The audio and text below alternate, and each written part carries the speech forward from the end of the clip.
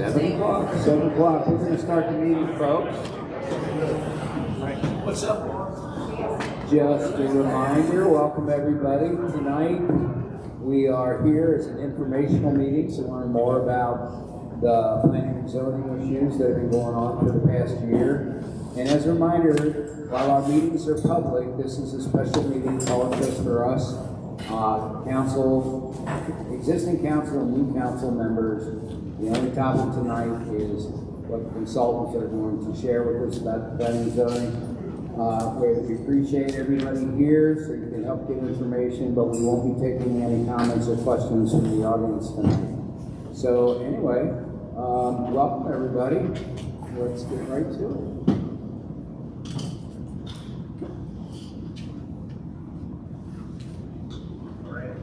All right.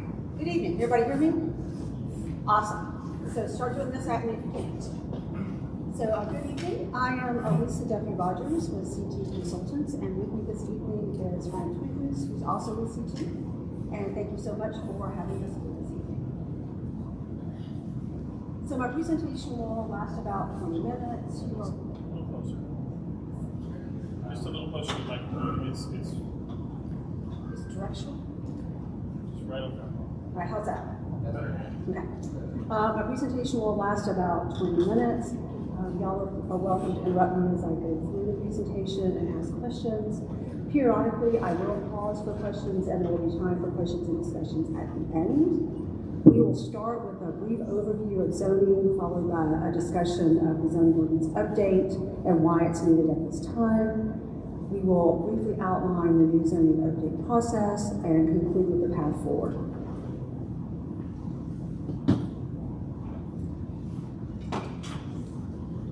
So zoning is the law that the city uses to determine how property can be used. Zoning determines where certain uses are allowed. It regulates building placement on a lot, as well as the lot size. And for a little background, the first comprehensive zoning ordinance in the United States took place in New York City in 1916. There are two major components of a zoning ordinance. There's the zoning map, which graphically shows where each parcel is zoned. And then there's the zoning text that contains the regulations associated with each zoning district. One of the primary ways to implement a community vision is through the zoning, both with the zoning map and the zoning text. And just because there are policies and ideas in your community plan doesn't mean it actually has to be incorporated into the zoning ordinance, or that all policies and ideas in the community plan have to be integrated into the new zoning ordinance at the same time. And then it basically you can decide even not to include something. Every location in the city is given a zoning designation on the zoning map. In this example, is a very simplified version of the zoning map. The darker brown is zoned, which is downtown, is zoned Central Business District, or CBD. The lighter brown is one of the city's single-family districts, and the greenish color just south of downtown is a multifamily district that permits single-family, two-family, and multifamily.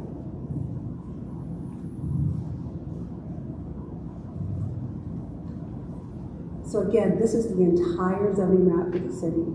Fort Thomas currently has 16 zoning districts that permit single-family, two-family, multifamily units, commercial, office, and light industrial uses. You probably noticed that I spent a lot of time talking about uses in connection with zoning. Fort Thomas's zoning ordinance is like many others in that it is a conventional or Euclidean zoning ordinance, where the primary organizing principle is land use.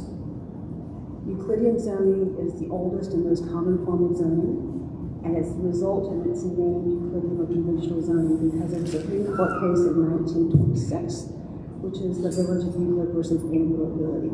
And at that point in time, the Supreme Court said that zoning was a legitimate use power for municipalities.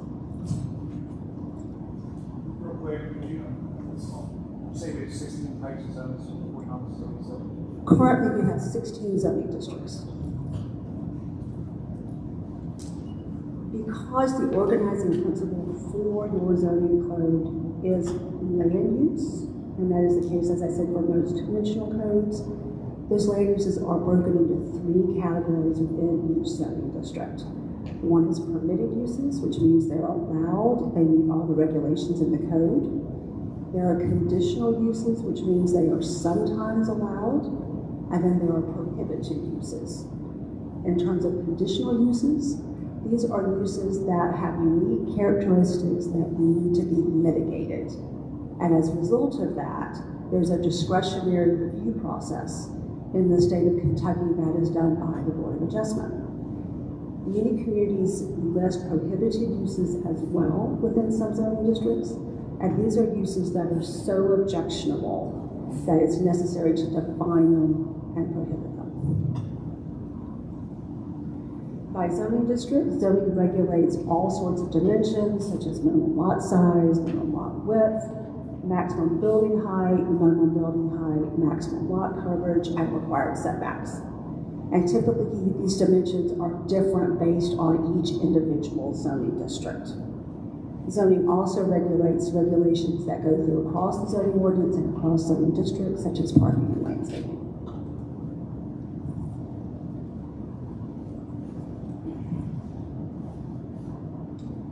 Municipalities really don't have unlimited authority to regulate planning and zoning within their boundaries. Planning and zoning activities in the Commonwealth of Kentucky operate under the legal guidelines established by Chapter 100 of the Kentucky Revised Statutes, and that statute was adopted in 1966. As I said, KRS 100 provides the parameters for zoning in Kentucky, and KRS 100 requires municipalities to permit residential care facilities for handicapped persons in all residential zoning districts, subject only to the typical same limitations, dimensional standards as all other residential districts. Things like lot area, height, screening, setbacks. In addition to that, you are limited as a municipality by the U.S. Constitution, and that's typically the First Amendment. And that has to do with things like sign ordinances and adult uses. And we'll talk a little bit more about sign ordinances in a minute. All right, so I've been talking for the last few minutes about what zoning is and giving a very brief overview about what zoning is, but I'm going to pause for a second and let y'all ask questions. Is there something you want to ask about zoning 101? What are the 16 zones that we have? So they range from your single family districts, which you have a number of. You have an R2, which is your 2-family. You have an R3 and an R5, which are your multifamily districts. You have a GC, which is your general commercial, a highway commercial, a professional office, an industrial park district, and the central business district, which covers downtown and the Midway. When a new ordinance is put into place, we change things, whether it's at the state level or our level, are the people in their current spot grandfathered in, and if they decide not to change it, they don't have to. So if I understand your question correctly, so for example, if we outlaw a use as a result of the new zoning ordinance, is the existing use grandfathered in? It would be considered a non-conforming use and would then be governed under the non-conforming use standards within your code, which basically say, as long as you continue to operate it under the parameters at which it became non-conforming, then yes, you can continue to operate it. Having said that, if it has nuisance issues, then that's a whole other kettle of fish. But generally, I was kind of curious on what trumps that. That's more my question. Yes, so nuisance is basically what trumps it more than anything else. So you are, you're discharging, polluted fluid, you are having incredible noise, you are doing all of those things that would be classified classically as a nuisance. Now, there are other exemptions, but that's the largest one. When a property, I'm sorry. Sorry. When a property changes hands, though, then the next owner would not be able to grandfather that use. No, that's not true. It doesn't run with the property owner, it runs with the land. Tim, do you want to add anything to that? No, that's all right, but once that particular use is interrupted and it's no longer used for that type breaks that chain. Well, yeah, break that, you can never go back together. Correct. So the other things that break it are it becomes a conforming use, you can't go back. You abandon it for a period of time, you can't go back. Those are the other reasons. But a different operator taking over ownership of the property with the same intent could continue that use? Yes, sir. Again, it runs with the land, not with the person. We tried to outlaw training shops, can't do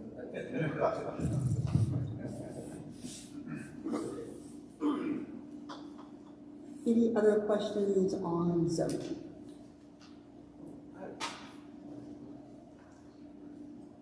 had a question. So if you have, say, a neighborhood, a residential neighborhood, and I was reading on page 2 of this draft, and the underlined are the new ones, correct? The suggestions.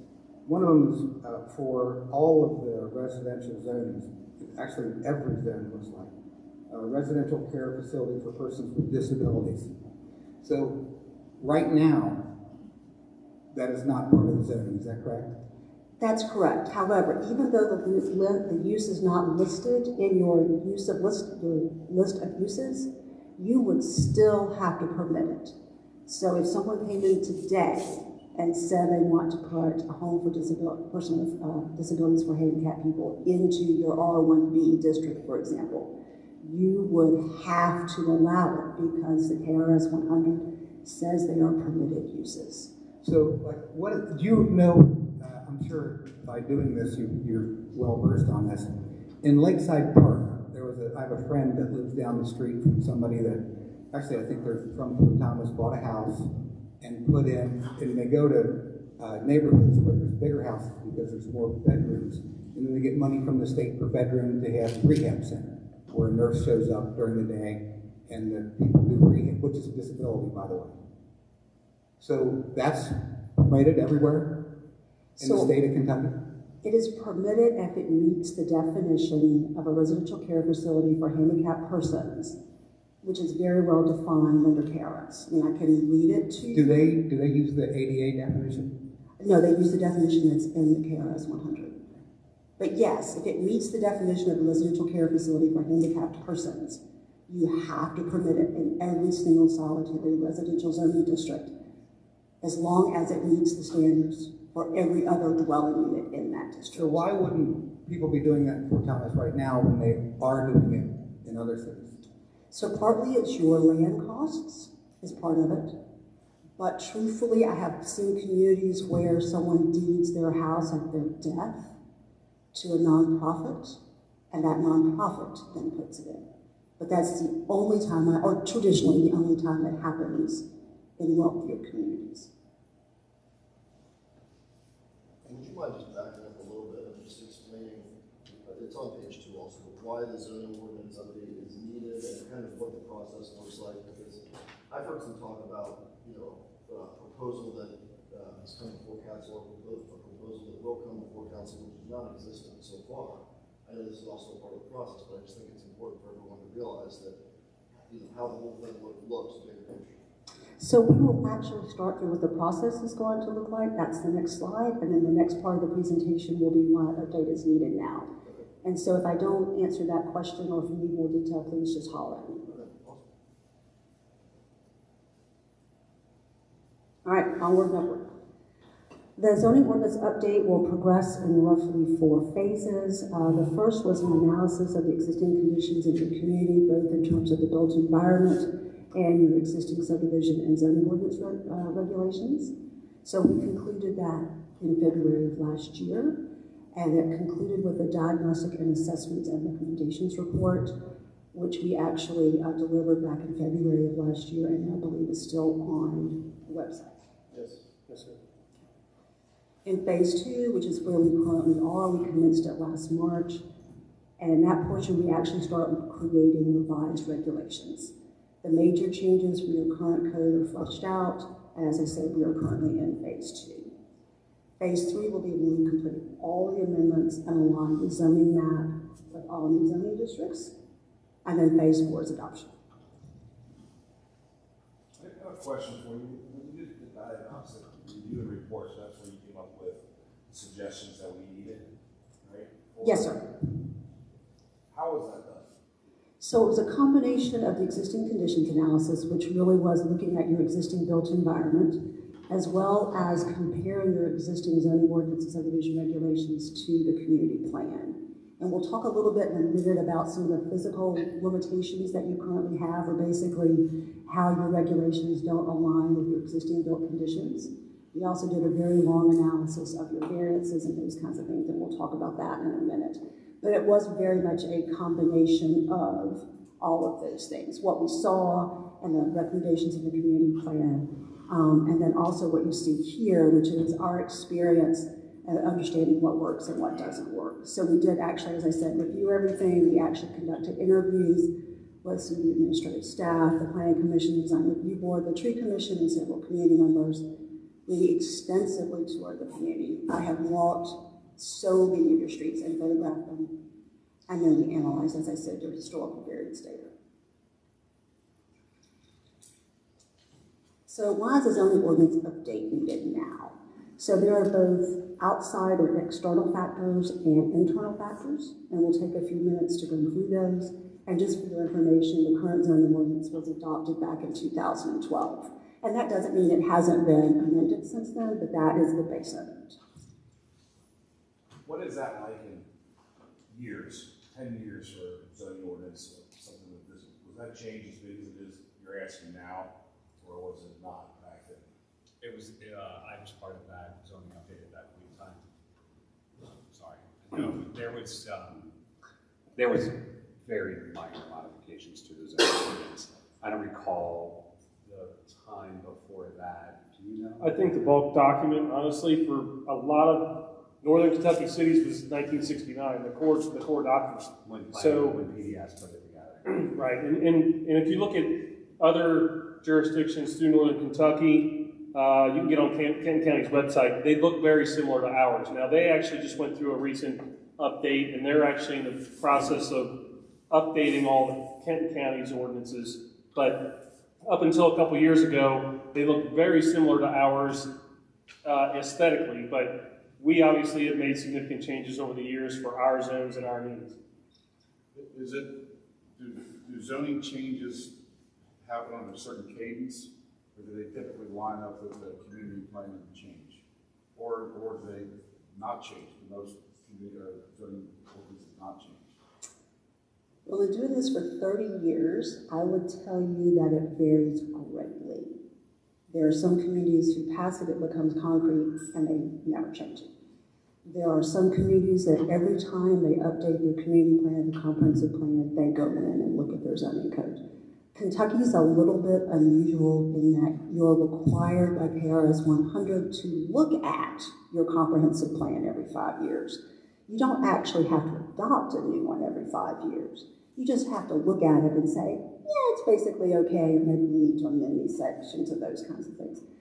But there are communities who will say, if we're going to do a major update to the community plan, and as I talked about earlier, that really, the way to really implement your community plan and your comprehensive plan is through your zoning ordinance and your subdivision ordinance.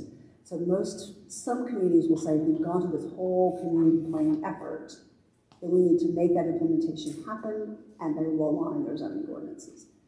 But again, I mean, there are communities who update their comprehensive plans and say, this is our policy goals, and we'll let people know that, and if they want to rezone accordingly, we can say it's then in conformance with their community plan, and they don't take that proactive step.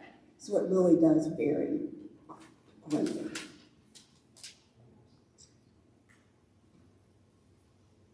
Okay. So the external factors, and these are just two major ones, there are others. Back in 2015, the U.S. Supreme Court passed or ruled on Reed versus the town of Gilbert. Basically, that case said all sign regulations have to be content neutral. Currently, your sign code says things like real estate signs and special event signs. That's not a content neutral sign regulation, so those have to be changed. In addition, your current sign code says things like the message is limited to indicating only the name of the building. Again, that's content. So those need to be changed. Essentially what the Supreme Court case said, and this is a little bit of simplification, is if you have to read the sign to regulate it, it's not content neutral. Then back in 2016, Paris 100 was amended to include new wireless telecommunication regulations, and as a result, we need to update the zoning ordinance to align with that. So in terms of internal factors, there are several that really do affect the zoning ordinance. With your zoning district, there are long lists of very specific land uses. Things like locksmith shop and soda fountain. These very specific uses are problematic because they become outdated quickly and they don't accommodate newer uses. Using appropriately defined generic land use categories eliminates the need for these specific uses. It's also when you have these very specific uses, it's very confusing to community members and businesses. They look at the list, they don't see their use, and they feel like it's prohibited. Having these generic land use categories also allows there to be an opportunity for either the planning commission, or the zoning inspector, or the zoning administrator, however, whatever you ultimately decide, to say this use is similar, and then to permit it. Also, you have a situation where your development regulations don't align with your existing conditions, and I'll talk about that a little bit more in a minute as it relates to your single-family districts. Can I interject one Yes, question from the previous page? That Reed versus the Town of Gilbert 2015 case, and Kevin, you might want to weigh in on this. Is that the case that kind of ties our hands from guerrilla marketing signs like Joe Blow's business in somebody else's front yard? Correct. Because of that case, we can't address that. Okay. Yeah. All we can do is basically time, manner, and place. That's it. That's crazy. What was that last statement?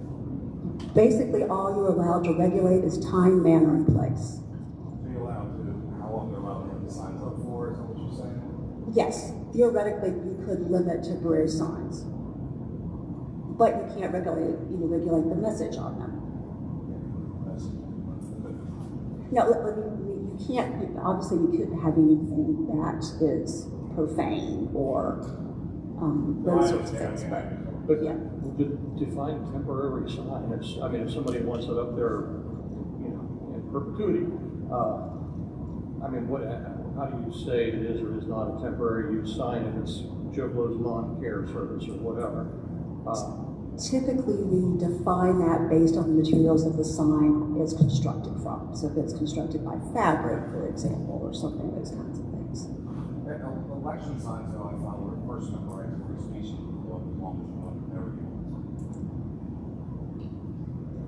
There are some communities who will say you can put it up X number of days before the election and it has to be down Y number of days after the election. That is problematic. Yes. That's problematic for them to say. Correct. They cannot say that. Correct. I advise all of my clients, and I don't typically use the word all very often, to leave political signs alone. However, having suggest guidelines, maybe. However, having said that, if it is in your right of way, you can pull it out anytime you want, because that's your property. And if it's a public right of way, it's within our rights to just remove it. Correct. We do that regularly, and I mentioned, yeah, you can look at the back of my truck. But in addition to political signs, that has been a challenge for us. Folks call us up and say, hey, you need to make sure somebody gets their political sign down. Well, our ordinance says this, but we'd be violating Supreme Court law. So we finesse it. It's one of those where we talk to people and say, hey, so it is a challenge. Just try to have respect because for what they want.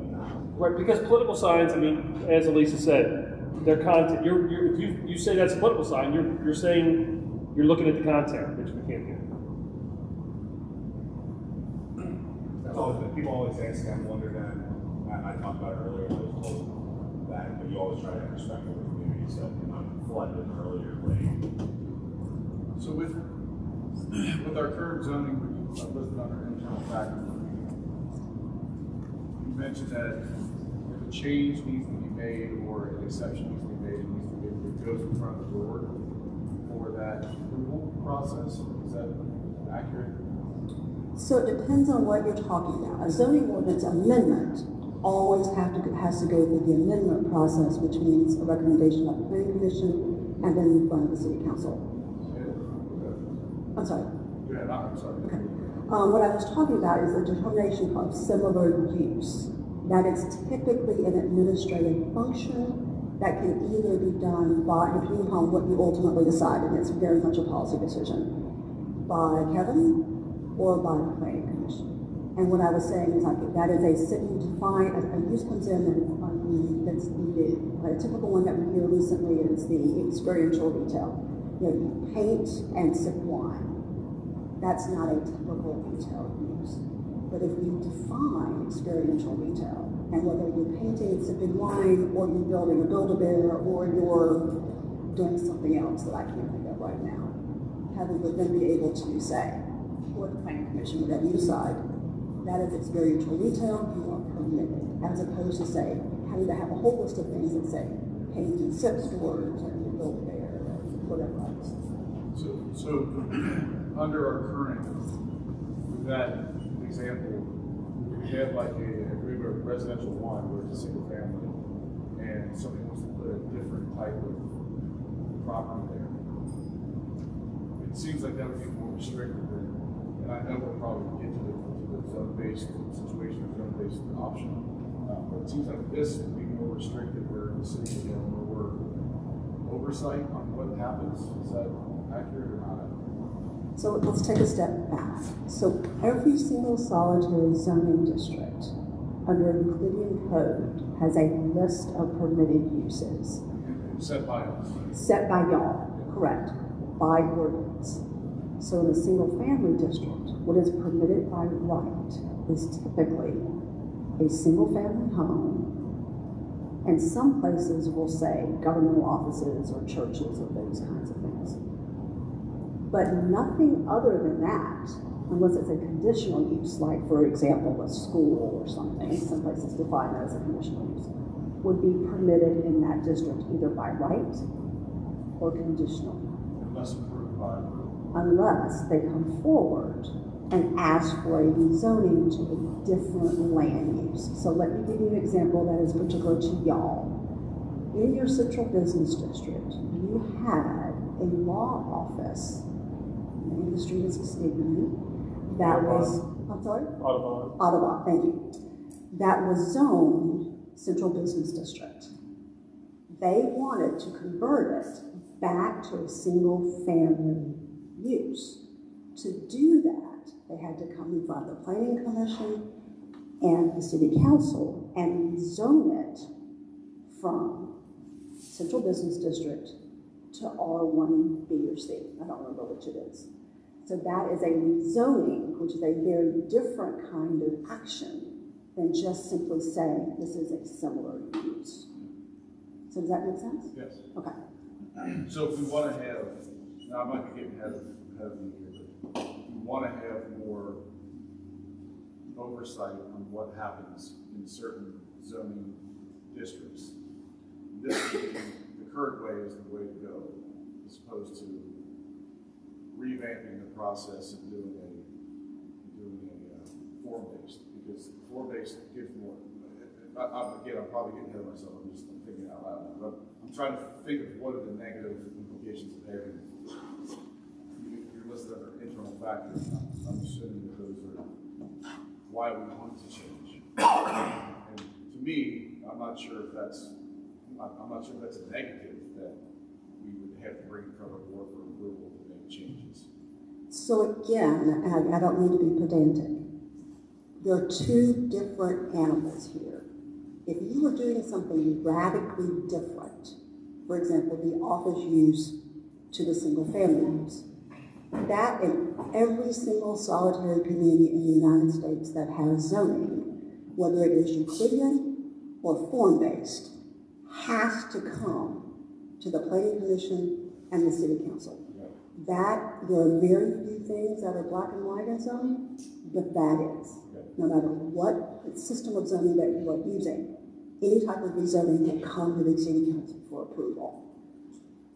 Defining similar uses is a much more granular kind of thing. It's just simply like I was talking about.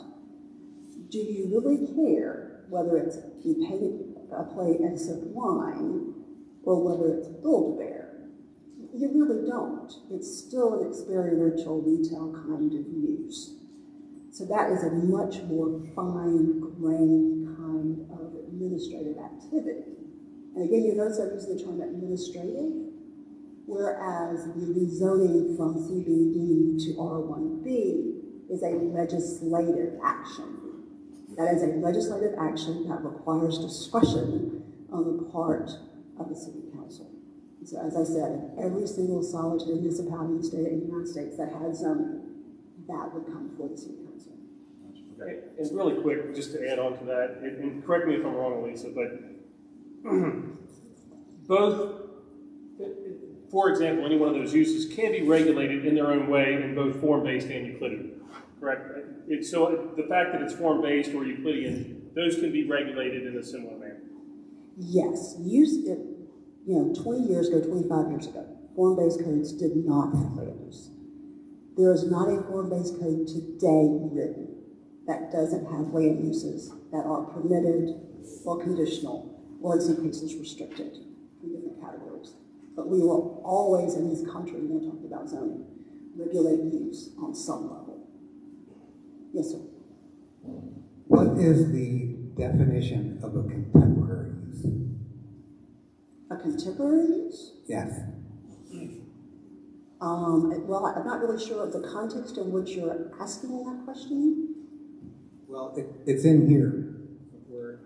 I'll find it. Okay, so I think what your references is what I was talking about, these uses that are new. Things like experiential retail or various other things that we need to start thinking about as bricks and mortar retail changes. So it's just a vague kind of overlay of that we won't know what those are until it happens. No, so we will, whether we go, I think at this point we're all in agreement that we will go to the conventional code, but what you're saying is, will those uses be tightly defined in each zoning district? The answer is yes. And the next part of your question is this. When we're walking down a road where your organizing principle is land use, you have to be very, and I say you, I mean you as the city council, have to be very careful to define what uses, or to list, to decide what uses are permitted within each zoning district. And when I say permitted, I mean permitted by right, meaning if they meet the regulations, they go, they're approved, or conditionally permitted, which is a discretionary review, and that has to go to the Board of Adjustment. So when you're using a Euclidean code, one of the most important things for you to consider are the uses within each district that are permitted by right or conditional. That is one of the most important policy choices that we will make. So when we start drafting or continue to draft these chapters, that's one of the first things you should be looking at. Are these uses appropriate in this district, given the purpose of the district and where it's mapped? Because again, don't lose sight of the fact that each one of these zoning districts is mapped in a place. So we are talking about, given where it's mapped, are these uses appropriate? Okay. So right now, your definitions chapter is incomplete and outmoded. You have definitions you have terms that are defined in your code that aren't defined in your definitions section.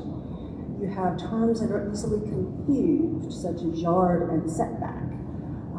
All of your zoning districts lack purpose statements, and purpose statements are really important because they tell the why of the zoning district. They let everyone know what the character of that district is supposed to be.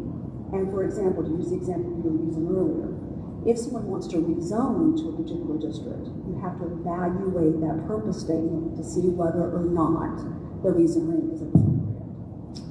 And then finally, your subdivision ordinance is outdated, and we're proposing some minor amendments. Typical construction cross sections will be updated with corresponding tables. The subdivision ordinance has some minor adjustments, nothing too major. So at this time, we are proposing a path forward that deviates from the recommendations in the diagnostic assessment and recommendations report. The next several slides outline this new approach. As I said, we will continue to recommend the continuation of a unified development ordinance. Right now, you have a separate zoning ordinance and a separate subdivision ordinance. We're proposing that we put both in the same document. It's called a unified development ordinance. It's not particularly revolutionary. It's just put them all in one place. What was the subdivision ordinance? How is that different? So the subdivision ordinance is the ordinance that actually defines how you can define land in the city of Fort Thomas and how you have to do public improvements adjacent to it. So basically and then it gives the process for how you divide land. Your subdivision ordinance is, as it needs updating. You don't do a whole lot of subdivisions, so there's not a whole lot that needs to happen.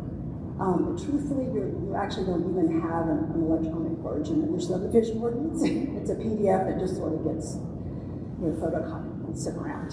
So It's from May 1998. So it really doesn't change it, it just puts everything in for easier access, is what you're saying? for the most part, we are proposing a few changes to the subdivision ordinance, and Frank's going to be charged with that. So I'm going to let him just. But yeah, you're proposing changes, but just putting it under the board and certified whatever media doesn't change anything, it just makes it easier to access. The changes come per our approval. Correct, yeah. Any other questions about the UDO? So you'll notice as we move through this, I'll have these headers that say things like retain and tweak, which means minor amendments. So some minor amendments to the Central Business District, which we said is Midway and downtown, and some minor changes to the multifamily district, which is the R3 and the R5. We propose retaining all of your existing single-family districts and your two-family district, and there are some dimensional amendments proposed, which I'll discuss in the next slide. So from 2016 to 2021, there were 172 residential variance requests, most of which were in your R1B and your R1C zoning district.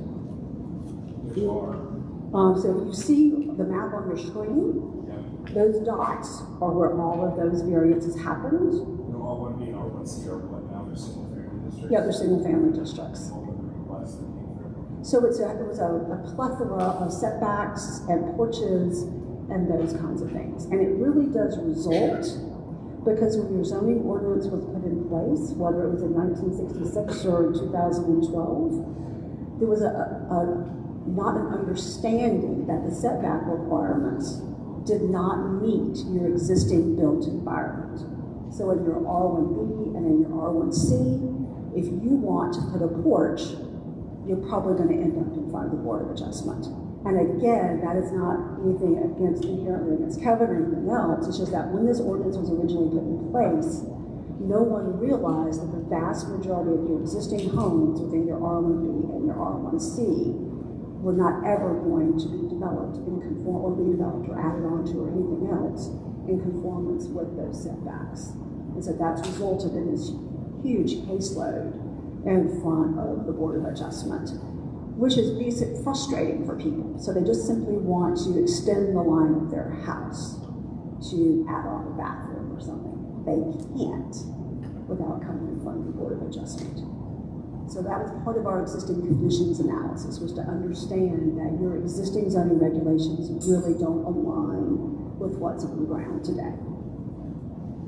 As I said, reducing the number of variances should make it easier for homeowners to invest. You have Without impeding on the neighbors. Correct. I mean, that's obviously a sort of a value-based discussion. but really it is just codifying what's out there today. Yes, sir. Hey, pardon my ignorance, but R1C, R1A, R1B, what's the difference? So basically, it is setback requirements and in some cases lot area requirements. Theoretically, you define zoning ordinance districts by that way, if that's what it is. So, R1C, R1B, the minimum lot size is 7,500 square feet, has a minimum lot width of 65, it has a minimum front yard of 30, a side of 9, and a rear of 35.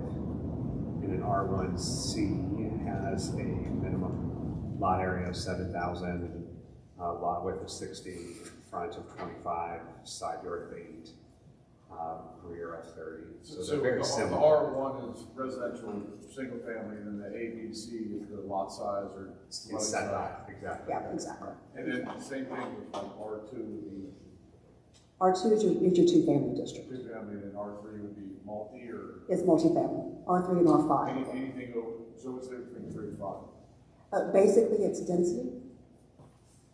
So what would define the 3 and what would define the 5? Let me pull up the code. Unless you want. It's based on number of units per acre, essentially. I don't know exactly what those numbers are off the top of my head, but in an R5, you can put more density, more units potentially per acre. Okay, all right. And the difference because of the ABC and all that is because the erosion code would meet what houses were already built on. But they had the 8-foot side, the 9-foot side, that kind of thing. Because each neighborhood was built slightly different. Actually, even prior to our code, was it not? Yeah, I mean, a lot of your homes date back to before you have a zoning code. Yeah.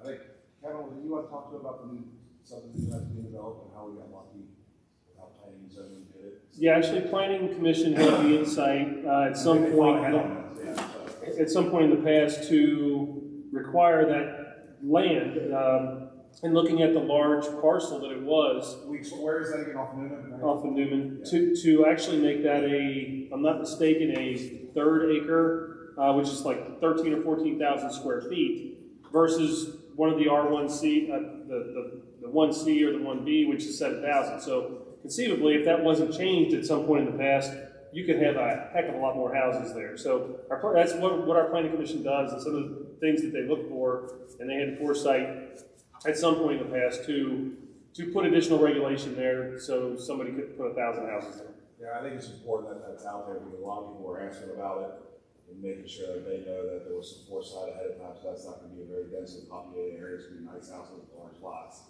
Well, and even You under can't this, stop development, right? But you can. This is one of those instances where you control it to make sure that it fits in the parameters of our city. well, and even under the current parameters, that particular proposal was significantly less than what they could have done. So. One thing that I got.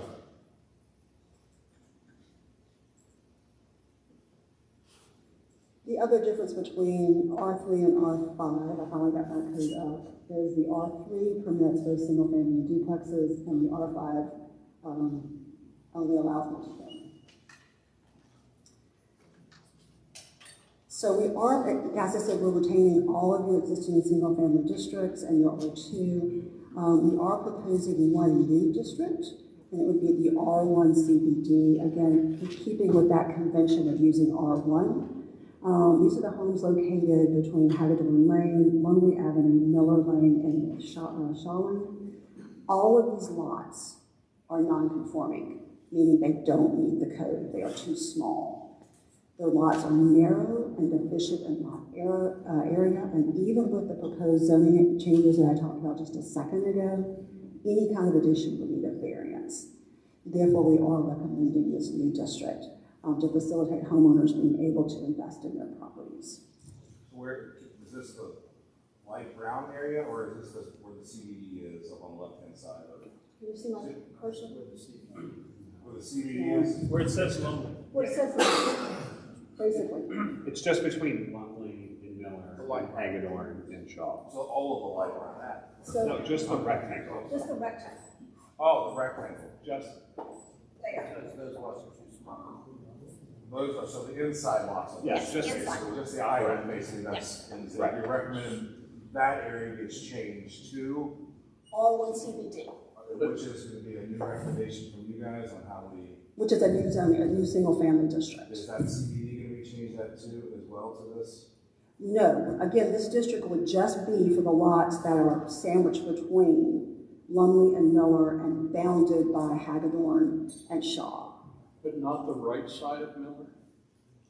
Meaning the, I mean, turning on Miller from the avenue, the houses on the right side, I thought those were also, not this, not that, okay, good. just Just the ones in the middle. in that. The island right there.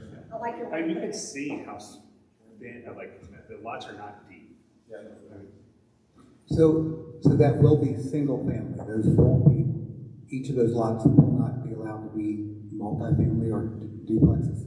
So existing along the western edge of that are existing duplexes. I know that. I mean, in the proposal. So the district that is currently proposed, but again, this is a policy choice, it would be R1 would allow single family with the two family allowed where they exist today. So what would the increase in single family residences be with the change? There is no increase. All we are doing is decreasing the lot area and the lot width to make these lots more conforming. So if the houses are torn down, you will be able to add them together and do by the new code? You can always combine lots and make one single family home if you chose to do that. Can you buy 3 lots and make 5 single family homes? Oh no, there's not enough land there to do that.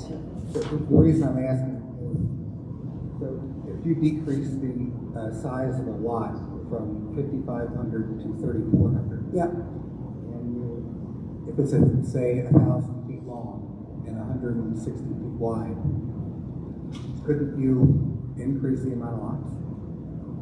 I don't think there's any way, I mean, I'd have to do the math and look at it, but I don't think there's any way possible for you to increase the number of homes that are in there. Would you take the smallest lot size there and make that the minimum size? Actually, I did not, because the smallest lot size is about 3,200 square feet, and that just seemed too small. So, it's 3,400 square feet is proposed, and even having said that, some of the smaller ones are still going to be non-conforming. So you have a couple of non-conforming, and then everybody else will be conforming in that. Yeah, and truthfully, there's some lots that are even narrower than 45 feet. But again, we were trying to hit a sort of a larger, massive lot. In the language, and I think Danny's point, in the language, if you take a couple of, say, larger lots, bought a couple larger lots, then they had maybe 3 houses on 3 larger lots, and you tore those down and put more houses, maybe that are still single families. Would your lot size minimum prohibit that, or that be written in the language? You could not do townhouses because that's not permitted, it's not a permitted use.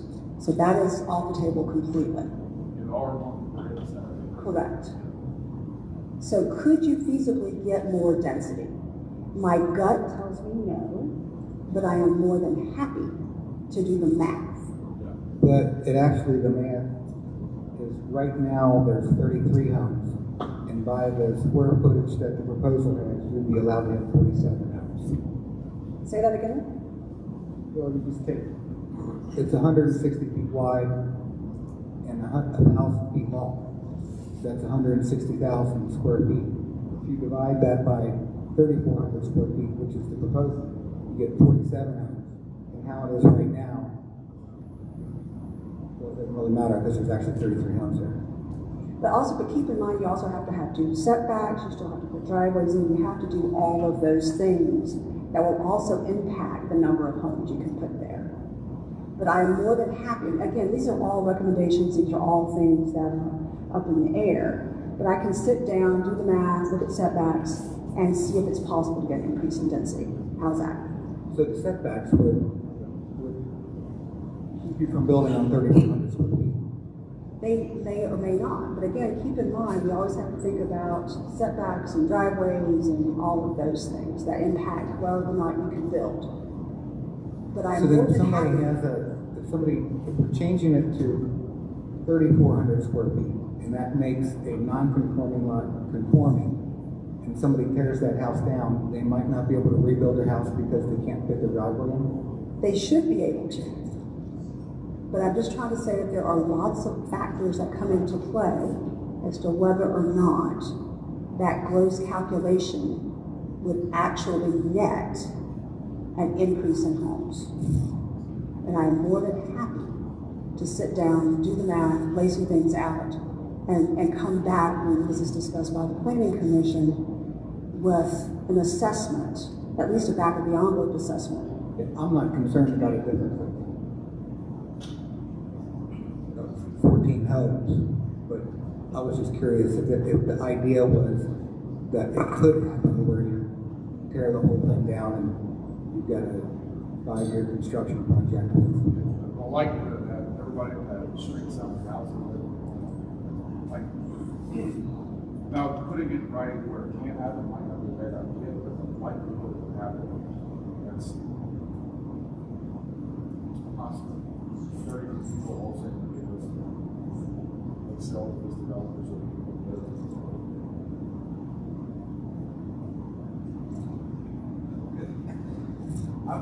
I'm still confused with what the benefit of doing this is. I'm sorry, man, a lot of questions. No. Benefit of doing that, there already are multi-family, there's already apartments, multi-family homes on there. No, there are no multifamily there. There are duplexes, Duplexes, okay. which are 2-family units. And if those were torn down, then does it go back up?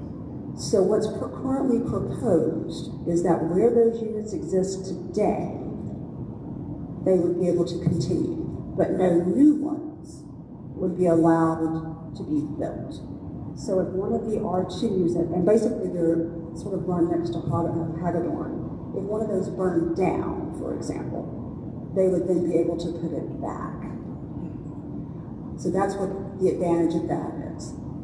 The other advantage to doing this is to make the lots conforming, to then decrease the setbacks so that people have an easier opportunity to invest in their property, as opposed to having houses on lots with setbacks that are basically unusable at this point. So if they have, and I understand where you're going with this, and I understand the benefit of doing it as well, but is it because of the red tape that you have to go through if you want to have an addition put on, is that basically what I was Correct. You basically have to go in front of the Board of Appeal, the Board of Adjustment, and state your case. And many times you have to get plans made, you have to do all of that are above and beyond simply coming in and applying for a building permit. Kevin, I've gone through this process before, and it was, to me, it wasn't that big of a deal. I mean, it was a fairly simple process. We notified the neighbors, we notified the board, everybody was made aware of the process. From the board's perspective, is this something that needs to be done, or do you guys have like a big caseload of these things? We really do. And then the last diagram a couple of slides ago, maybe just one slide ago, that showed the amount of cases. You know, there's a lot of non-conforming homes in the city. So essentially, there's houses that are 3 foot off the property line to 7 foot off the property line. Our average setback is 8 or 9 feet. You know, requirement under the R1C and R1B. The issue is when somebody wants to take the line of their house back, which in most cases that's the case. They want to continue the line of their house with an addition, they have to come before the Board of Adjustment. And the idea is not only with this zone, but with the other zones to flex those numbers a little bit and essentially make it easier for them to put an addition on. Because there is a significant caseload to the Board of Adjustment. So instead of, for an example, the most common one that I can say is there's somebody that has a house that's 5 foot off the property line. Currently, under any of our residential zones, they have to go to the Board of Adjustment. Well, the thought process is if we move that number instead of 8 or 9 or 10 to 5 feet, that we can potentially eliminate a lot of cases. But while we're doing that, also increase the setback to the other side. So for example, we have our R1C zone, which requires 2 8-foot setbacks on each side, which totals 16 feet. Well, if we put it down to 5 feet on this side, you know, we split the difference and add dimension to the other side. So still meeting that 16 feet, still keeping that separation for that lot, maybe we have 11 foot on the other side. Instead of having, and this is common in other jurisdictions. Actually, a former jurisdiction I was in, it did that. So it kind of balanced out the lot, and we don't have as many cases. But you're not creating more of an imposition on anybody. And the thought process that we discussed was 5 feet. Now, there's a lot of houses that are less than 5 feet. We would still want those to go to the Board of Adjustment because once you get closer than 5 feet, you're kind of in imposition. And 5 feet is also kind of regulated, a number that's regulated by the building code. So by putting it at 5 feet, then that's the thought process, is that it just gives people less restriction. You know, we're not trying to pound them down and take all these cases to the Board of Adjustment. It gives the single family homeowner less restriction, not the potential developer. I think no, it's not doing really anything for a developer. It's more for these established homes that are non-conforming, currently non-conforming, which we have a lot of those through the city. And I would say the lion's share of these cases are non-conforming homes. There's probably a few that aren't, but the lion's share are non-conforming currently. And if we could eliminate, I don't know how many it would eliminate if we really did the math on that, but I would say as many as a third, probably. Yeah, I mean, Kevin's right, we're not going to eliminate them all. So when you say conforming, you mean that you would create a zone for that area that basically made the average house there, like it was, most of them were 5 feet variances and they all would have that same option? So I'm kind of confused when you say this conforming, but are we creating this code? So when you say, I'm still confused on what conforming means, like they're all based on an average of that area? Okay, so conforming means it meets the standards in the zoning ordinance. Yes. Are we creating that zoning ordinance based on how those houses are built now with the setbacks they have? Correct. So we're taking the average from all of them, and the majority of them are 5 feet. Some of them are 8 feet or 9 feet. They would get the option to do the 5 feet as well. And the square footage of the lot. And the square footage, we use square footage as well, I'm sorry. The lot area. Okay. Basically, you could say that we made a mistake when we did the original zoning and took that rectangle and made them, we basically made them all non-conforming by virtue of our zone. Correct. So what we're saying is we're going to clean it up a little bit, and because those lots are so short, the ones across the street are the same width, but they're real deep. So they have a lot more square footage. Since these are so small, let's redefine that zone. So at least the majority of them become conforming uses. So if somebody just wants to repair something on their back porch or something, they don't have to come. You would add a deck where most people have a deck that's that close. Okay. I'm sorry, but I appreciate all these answers. This is a lot to consume. It's not something we've ever dealt with. So. No, That's no, one no. of the other issues banks and folks like that are getting really big about lending against a lot that's non-conforming in its area. So we're trying to help these folks out by making more of these lots conform.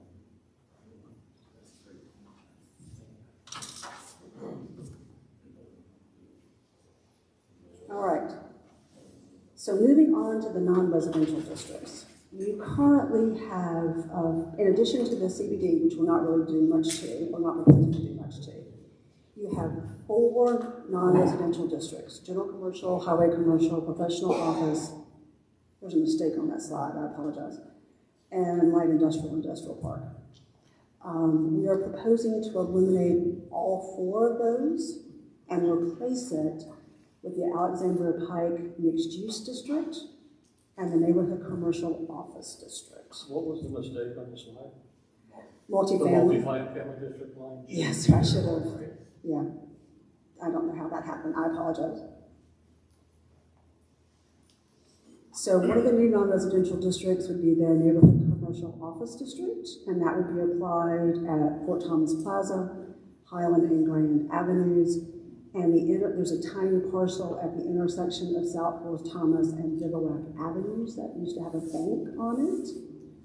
Those would be that parcel is zoned professional office, Fort Thomas is zoned general commercial, and the area around Highland and Grand is a mixture of professional office and general commercial. The intent behind this district is just the enhancement of these existing retail and office nodes with an increased emphasis on building and site design and being very careful with limited impacts to the surrounding neighborhood.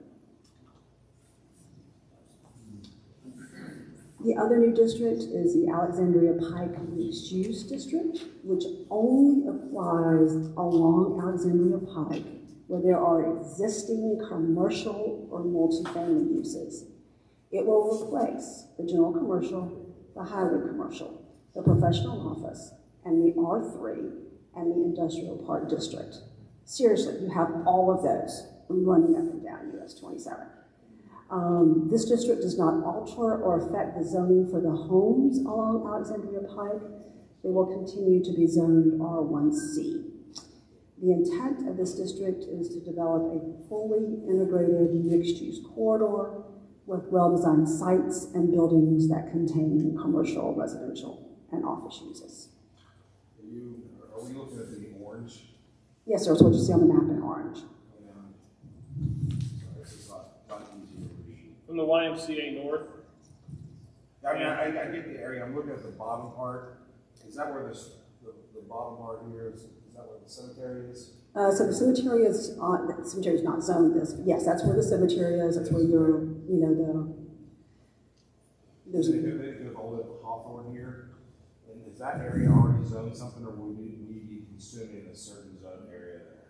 So as I said, we're only proposing this in areas that are zoned general commercial, highway commercial, on R3 and industrial park. We are not changing any of the, or proposing to change any of the zoning for those single family homes. Those would continue to be R1C. We just had, down here in the bottom, I wasn't part of council at the time, but down at the bottom there, there was a storage unit trying to go in, right?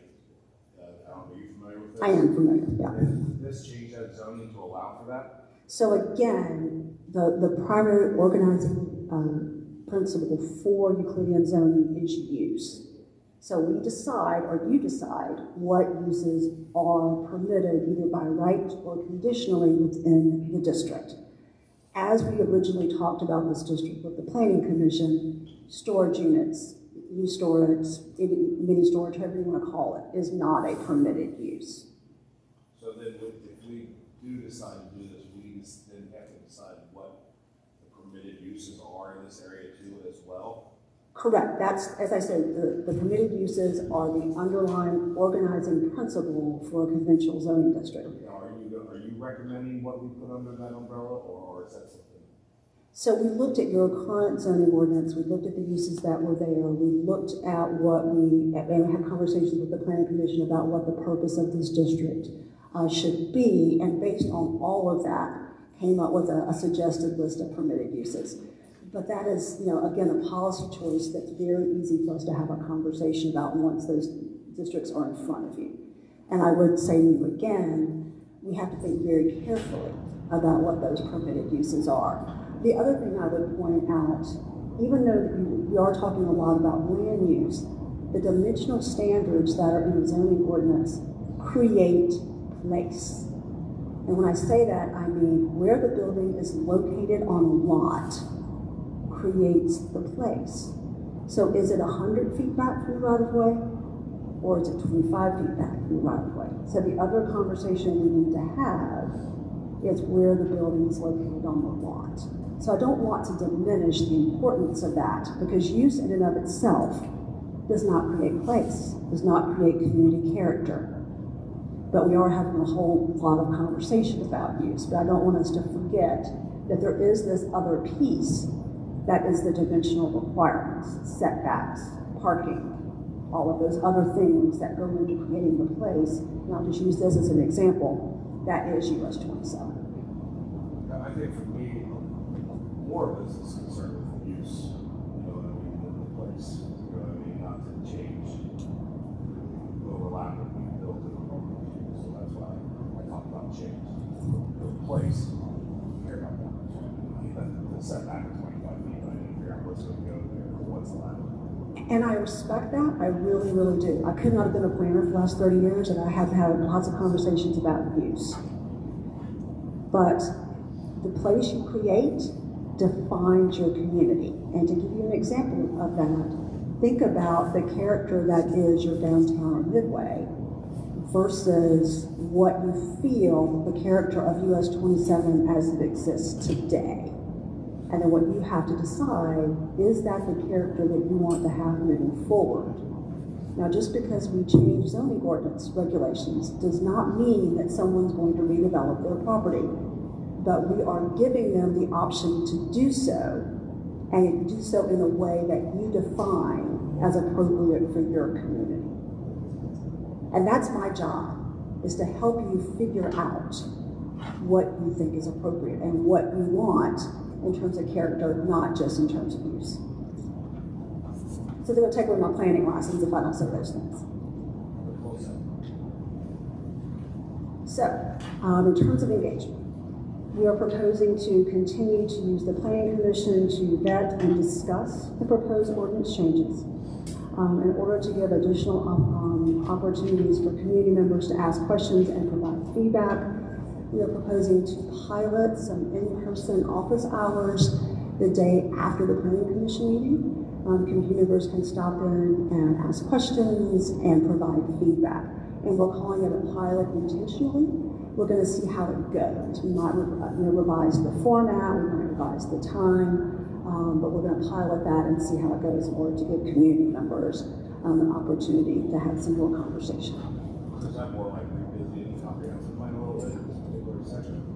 No, sir, that would be the day after the Planning Commission talks about potential changes to the zoning ordinance. Then community members could come in and have conversations to learn more about it or to give feedback. You hear it, go up, you digest it, come up with the main questions, and you go to all. Oh, that's a really good idea. All right. Discussion. Any more questions, comments, concerns? The only thing I want to say, I've been talking for a long time, is this is not your only time to ask these questions or to have concerns. We're going to be in front, we're going to be talking, but even if you don't have an opportunity, you're not here, you want to think about something else. Kevin has my contact information, but here it is. Feel free to reach out, email or phone. Tonight was really just an opportunity to sort of think about what zoning is and to talk a little bit about a path forward. All right, discussions, questions, comments. Thank you, though, by the way, that was very cool. This is well needed.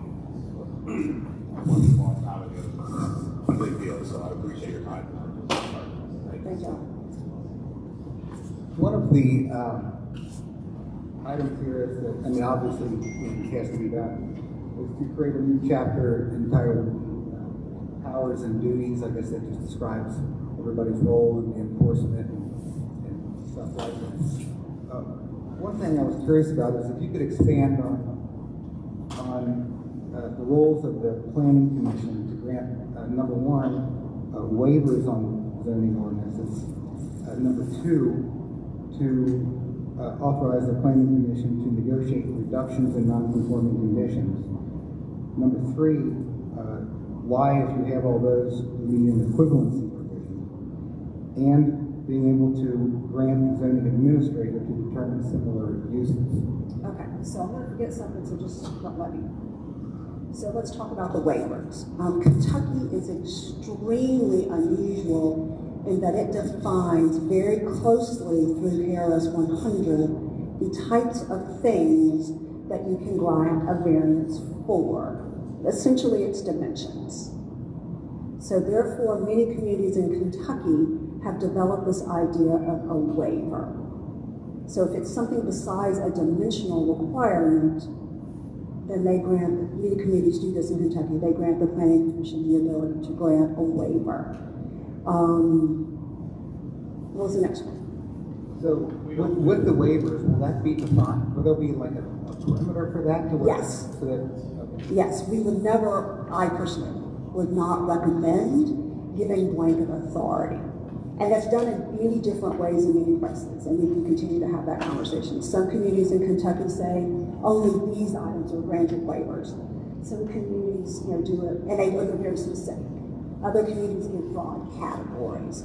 But by and large, because of the anomaly that tightly defines what can be granted for a variance by the Board of Adjustment, many communities in Kentucky give the waiver. The issue of, what was the next one? To negotiate reductions in non-conforming sites. So, also Kentucky is unusual that it only defines non-conforming uses and structures, and it doesn't really think about non-conforming site conditions, which would be things like you're missing your landscaping buffering, or you're missing your screening around your trash compactor. All of those things are features of your zoning code that are considered site conditions and very well may be non-conforming. So you have a site that wants to redevelop, and because of whatever limitations, the size of a lot, the dimensions of a lot, meaning its actual width by length, where the existing improvements are, they can't fix that site condition. And it can be for a whole host of reasons. But it almost always happens on redeveloping properties where they just simply want to upgrade in some manner.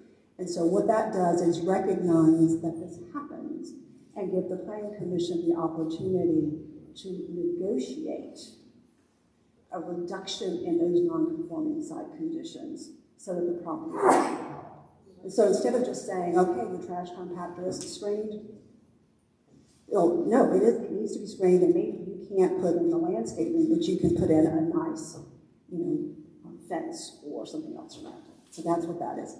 So the equivalency provision is zoning codes are limiting in that we only know what we know. And even though I have walked a good number of your streets, I can't anticipate every single solitary situation that exists on a property. And I can't anticipate with your zoning code how someone else might creatively meet the intent. Because there might be one. There might be a way to figure out how to do something that's prescribed in your zoning ordinance that we didn't think of. So the equivalency provision allows someone to come in and say, I want to screen this way, and it still meets the standard. Still meets the intent, but doesn't meet the standard. What was the next one? To determine similar uses by the... Oh, yeah, so that's the discussion we were having earlier. So if we have large generic categories, such as retail establishment and generic experiential retail, those kinds of things, and someone comes in with a use that is not neatly fitting within those categories, then, whether it's the zoning administrator or the planning commission, can then say, it is a similar use, therefore it belongs in this category. And there's a whole thing in the zoning ordinance that talks about how you do that. For example, is it listed somewhere else in the code? Is it a prohibited use? Those are all factors that go into defining whether or not it's a similar use. It's not just something that Kevin would then have no guidance, or the planning commission have no guidance on how to decide whether or not something's a similar use. So what hopefully you're getting from this discussion is that the zoning code can't cover every single solitary eventuality. And because you're basically a built-out community, we need to think about that proactively. So basically all the things that you listed, with the exception of perhaps the similar uses, is a way to deal with that. Did I forget something else? No, you got all. Now what he is asking though, is it taking away one of the steps? Like, normally would that have to go to the planning zoning and come to council for a vote? So is it eliminating, I don't want to call checks and balances, but is it taking some of that away to make it simpler for planning zoning to make decisions? So in Fort Thomas, unless it is a legislative act, the authority rides with the planning commission. So we're not, suddenly taking the planning commission's ability to look at site plans and giving it to Kevin. All we're saying is, as you're evaluating the site plan, planning commission, these are ways for you to evaluate it. So we're not eliminating any checks and balances at all. we establish a new label for some of these zoning areas, how do historic buildings fall into that? So, for, I'll give you an example. So there, one of our buildings on the 27 corridor, I think there's research being done to find out if it was actual Samuel Woodfield's house. There's a big one on the corner that's a multi-family, currently multi-family. That's one house that nobody wants to see go away. So with that house, if that house goes into a specific zone, zone changes where they can be like a commercial zone, could that house be protected inside that zone? We don't have a historic overlay though anywhere, do we? no, you do not. I think that's a step we're looking into. It's definitely. Hey, I would like to see that Conversation. presentation coming forward is definitely a historic overlay. Yeah, how about we did have You a always have the option to do an individual house, to find out it is Henry Woodfield's house, you can get an individual house. But let's, Historic designation, but not the historical overlay that regulates what can be done. Correct. So, yeah. correct. So there are two separate things. There is the designation as a landmark, but then lacking anything in the zoning code or outside the zoning code that deals with historic structures. So Then, we created a zoning code for historic structures outside of everything else. there are many communities who have a historic district overlay. You do not. And that's what what Mr. Bowman is talking about. And I know that that's something that staff's been working on. It's a high level work, so. The staff's working on it. You have not worked on it? No, sir, we have not. That has not been something that we've been charged with. Definitely would like to see that in the proposal that comes forward next. I'm sure. If they've been working on it, they should have something to turn into here. Where's the parcel? Corner of Hawthorne. Yeah, it's a corner, that White House and the corner of Hawthorne used to be Jordan's house. I think that's what you're talking about. It's closer to. It's a one is in between Riverview and Montreal. It is on the Yeah, that's fine. The only reason I was saying, asking was on the corner. It is corner of Hawthorne, isn't it? I'm thinking, yes, that's. Yeah, the big White House. The big one. I was thinking of them all together. That's. So I only ask because depending on where the current use of but there was no. Yeah.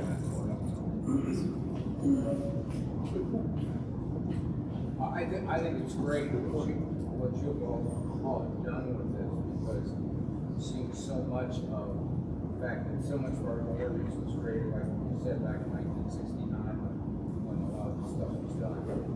And bringing it up to date and getting things more organized so it's easier for people to do the right stuff without necessarily, I don't want it to sound like we're doing anything with our house. It's only those houses that are listed as non-conforming that seem to be creating a problem. And if we can minimize some of that without a big issue, I think that's going to be beneficial. So it'll be interesting to see as we go through this process, if we come up with recommendations and then factor in and go back to that map where all the pins are and say, okay, if we do this now, how many of those pins can we pull back out? Because all of those things were approved on those pins, were they not? In all likelihood, we have, the Board of Adjustment, we have a lot of approvals, but those approvals are massaged a lot of times. So I don't want you to think that the Board of Adjustment just willy-nilly approves all this stuff. A lot of them are approved, but those numbers or that request is massaged and ultimately approved.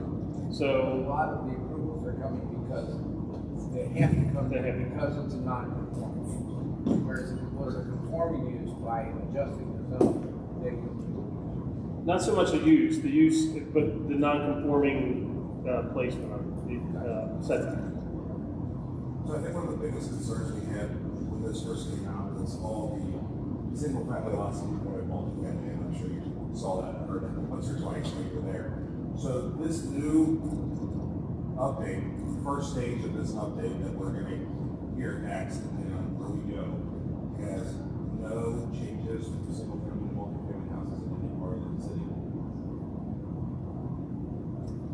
if I understand your question correctly. Yeah, like in Alexandria, the CBD in Burness, you have proposed single-family homes to be rezoned so that they could do multifamily use, correct? There was a consideration for an Alexandria type residential district, which did consider the homes that fronted along US 27 to potentially have some townhouses, multifamily, that kind of thing. That is no longer a part of these recommendations. It was also Lumley too, right, and Miller and some stuff? No. No. Okay. Was it in a section of the, I'm sorry, it's me again. Was there a section of the CBD from the Masonic Lodge to Fifth Third Bank that was under consideration to let that be a permitted use to do townhome type construction? Okay, so let's take a step back. Keep in mind that the homes that are currently sitting on those lots, like where Fifth Third Bank is, those are, if they are occupied by a single family, which one is, that's a non-conforming use, because that is all zoned central business district. Henceforth, why the lot on Audubon had to then be rezoned to R1C. What was proposed was a form-based code that would have allowed those single-family homes to be reoccupied as single-family, but it also would have permitted row houses, which we could all argue about whether or not that is multifamily. Well, the same thing, let's say, for argument's sake, row housing, attached housing, multifamily, more than one house on a lot. Is that being proposed at all anywhere else in this, in the CBD district or anywhere else in the city? So the CBD, as it currently exists today, would remain. The form-based code had the CBD essentially going further south along Fort Thomas to incorporate what's currently zoned R3 to hopefully knit together all of those areas into one zoning district, because many people would be surprised that they're not one zoning district. But I think that's the answer to your question. If it's zoned single family today, it would be zoned single family. Well, I'm asking, are we, in this proposal, are we asking to change any of those areas at all? No. Nothing. Except for what I showed you for the R1 CBD. If we rezone, I think there's two steps here. So if we rezone to form-based, whatever we decide that zone would be, next step would be permit uses. If this council decided to not have multifamily or row housing or whatever permitted uses, which will eliminate those as an option. So again, we're not doing any form-based code. We're, as it's currently defined, you're sticking with the conventional code. But yes, if you decided you wanted to put multifamily, you could. I think what you're referring to is today, there are houses that are on Miller and or Lumley that are zoned central business district. So today, again, those homes and people occupying them as homes are non-conforming uses.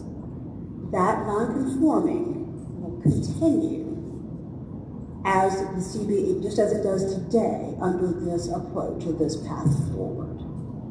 So we could shrink that area CBD though and make them single family homes and allow them instead of one, we can do whatever we want. That's true, that's your choice. Yeah, that's our choice. So what we have coming, as we move through this process, we have to think about a lot of different things. We have to think about use. We have to define the district. We have to think about use. We have to think about dimensional standards. And then we have to make sure that we map it in ways that are appropriate. When I say map it, I mean apply it onto those parcels and say, does this want to continue to be CBD or do we want to rezone it back to or to R1C? Yeah, I think this is also where the historical overlay comes into place and what parameters we have on those to be able to even tear them down and change them if we need, right? Answer the right questions and do the right stuff. I'm really anxious to see what they work on, according to Jeff, and the historical overlay that you haven't seen yet. So, interested in that very much because I think a lot of people encounter change is always tough, so it's never easy, right? And these things move fast. So I think people are worried about the change in their face and see that the reason everybody moved here, So I think that it's people that I know that I talked to when I was this is the big concern. There's, trying to represent the people that got me elected, all of us. As a matter of fact, this was their biggest concern this year for sure. All right. Again, this is not our last time together, but anything else? Are we moving forward on any of this? Is this just a bring us information? This is just a simple discussion and now we're bring it up to Now us it goes later? back to planning and zoning for them to continue into that next Well, step, do the we, next process. what if we don't want? Yeah, so what we're gonna do is, next month, we are gonna start back at the planning commission to kind of let them know this is the path moving forward. Once council has heard everything tonight and has, current council and then new council, once they have any, follow-up questions that we can answer, any changes to the plan we're moving forward that council wants, that's when they need to kind of talk to me, bring it up to me, and if there's a bigger discussion we need to have next month before that, we can do that for the council meeting. But this is the plan that we have moving forward, that staff wanted your feedback. Obviously, this is the first time some of you have heard this, so I'm not expecting an answer tonight. But if you have questions, contact me, or you can contact Alyssa if you want, but it's probably best just to contact me, let me know if you have concerns, so we can I can kind of gauge that through all of council, just to make sure that staff's on the right track and that planning commission's on the right track, so we're not wasting any time moving I forward. personally think we should wait till January to have a discussion, so we have the entire new council there as one, so we can discuss that as a whole. That's what he's saying, Discuss. everybody. Yeah, we can say in Discuss what? December, that's not, that's still the old council. Next month. Yeah, no, that's still the old council. The new council. No, it's January. This is December, I'm talking Oh, next month next in month. January. I'm still thinking November, I apologize, that's my fault. Yeah. I was thinking next council meeting. In my head, so, okay. Batteries need to be charged, by the way, apparently. They're starting to go out. Yeah, they're dead. They probably just don't like it. I mean, it was low. Thank you for the explanation. Yes. Very, very helpful. Thank y'all very much. All right, thank you all very much. Thank you all for attending. We're adjourned.